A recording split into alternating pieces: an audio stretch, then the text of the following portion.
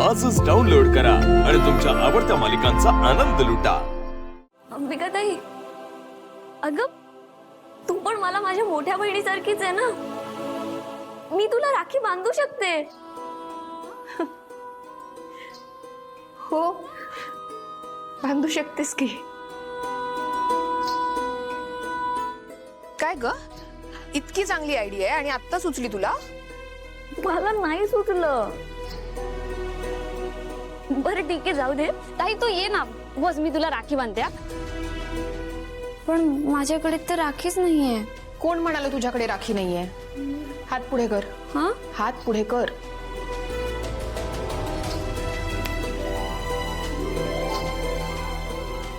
ताई राखी खूप छान आहे। मीरा, खरं तर मी सुद्धा तुला राखी बांधायला पाहिजे। अगं तुझ्यामुळेच मी या घरात येऊ शकले, मंदिरात जाऊ शकले। आज तू आहेस म्हणून माझी वेदा सुखरूप आहे। ताई हात पुढे कर ना। हा,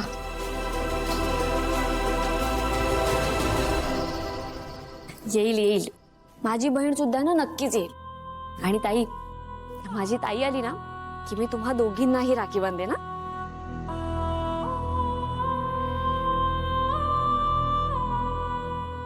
अगं वेडाबाई, मीच आहे तुझी बहीण। बाबांना वचन दिलंय म्हणून तुला सांगता येत नाहीये। नमस्कार करते हा।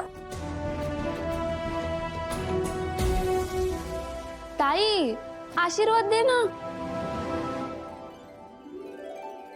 मीरा, माझा आशीर्वाद कायम तुझ्या पाठीशी आहे। तुला दीर्घायुष्य लाभू दे, तुझ्या सगळ्या इच्छा पूर्ण होऊ देत।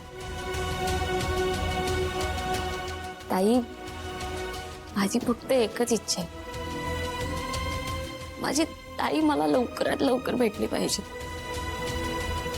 आणि हो, तू मला माझी ओवाळणी दे। ओवाळणी द्यायला ओवाळायला लागतं। तू ओवाळलंस का मला? पण मी राखी बांधली ना, त्याचं गिफ्ट हवंय मला, दे। बर, देते। काय हवंय तुला सांग। ते तू ठरव ना ताई। म्हणजे बघ, तू जे पण गिफ्ट देशील ते मी आवडीने घे ना। चालेल, आपण साडी घेऊया तुझ्यासाठी। साडी नको ना, कानातले करूया का? पण आहेत घड्याळ, घड्याळ घेऊया आपण तुझ्यासाठी मीरा।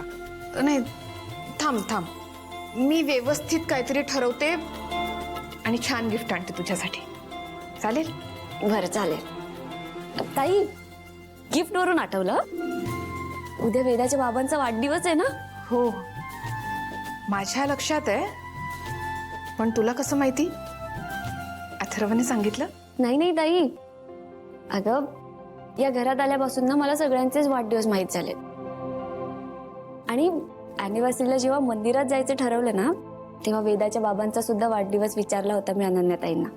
बर, पण ताई आता तूच सांग ना मला, मी त्यांना काय गिफ्ट देऊ? म्हणजे बघ हा, ते इतके श्रीमंत आहेत, त्यांच्याकडे सगळंच आहे अगं। माझ्याकडे त्यांना देण्यासारखं काहीच नाहीये अगं। असं नाहीये मीरा, तू त्यांना दिलेलं वचन पूर्ण कर। त्यांच्या वेदाला आधीसारखं त्यांच्या जवळ आण। हेच त्यांच्यासाठी सगळ्यात मोठं गिफ्ट असेल।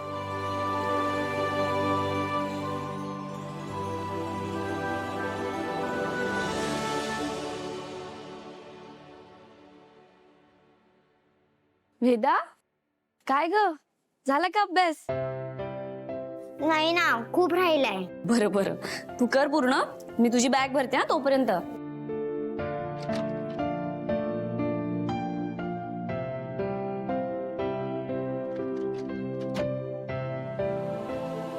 नीट कर।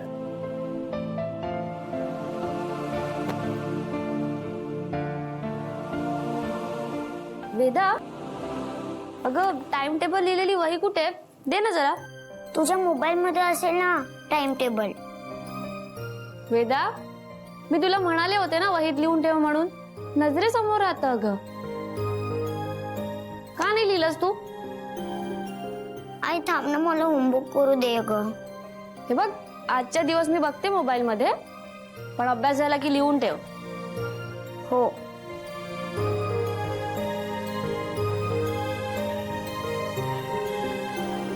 वेदा, अगं इतकी पुस्तकं घेऊन जातेस तू, सगळे तास होतात का तुझे?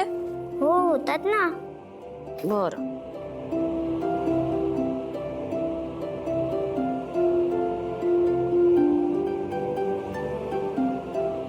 वेदा, वेदा, उद्या तुमच्या शाळेत स्पर्धा आहे का? हो आहे ना. मग मला का नाही सांगितलंस तू? पालकांच्या ग्रुपवरती मेसेज आले तेव्हा मला कळतंय, नाही तर कळूही दिलं नसतंस ना. तुम्ही ना आजकालची मुलं ना अजिबात घरी काही सांगत नाही ना शाळेत काय चालतं ते. सांगते. उद्या आमच्या शाळेत निबंध स्पर्धा आहे हो का? आणि मी त्यात भाग घेणार आहे. अरे वा. वेदा, निबंधाच्या स्पर्धेचा विषय काय? माय फेवरेट पर्सन. असं. मग तू कोणाबद्दल लिहिणार आहेस? सांगणार नाहीयेस का?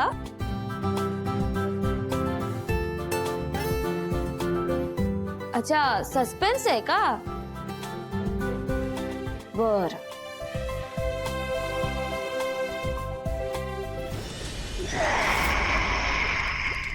मंजिरी, आज मला भेटायला कशी काय आलीस तू? का? फक्त तू बोलवल्यानंतरच येच असतं का मी? आज पवित्र रात्र. आपण अशा पवित्र रात्री कधीच भेटलो नाही. मार्जरी, आज दामोदरला राखी बांधताना मला त्रास झाला, पाहिलंस ना तू? त्यासाठी मला भेटायची काय गरज होती? तुला कळत नाहीये का?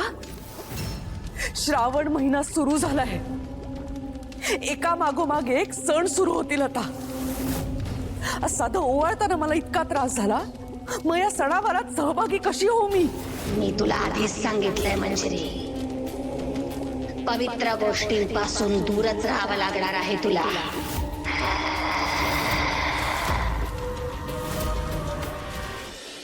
मार्जरी, या सणावारांमध्ये मी जर का सहभागी झाले नाही तर सगळ्यांना शंका येईल. आणि तो म्हातारा, तो तर नजर ठेवूनच असतो माझ्यावरती. माझं पितळ उघडं पडू शकतं, कळतंय का तुला? होय होय, सगळं कळतंय मला, पण आपल्याकडे सध्या काहीच पर्याय नाही. मार्जरी, तू कधीपासून एवढी दुबळी झालीस ग? तुलाच जर का उपाय सापडत नसेल तर तुझी ही विद्या काय कामाची? होय, माझे प्रयत्न सुरू आहेत मंजिरी, पण तुला थोडा धीर धरावा लागेल.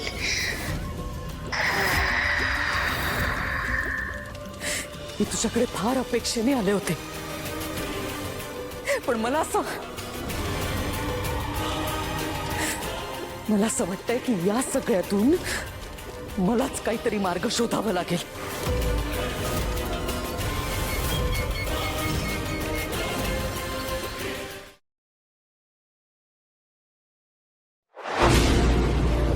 तुला जपणार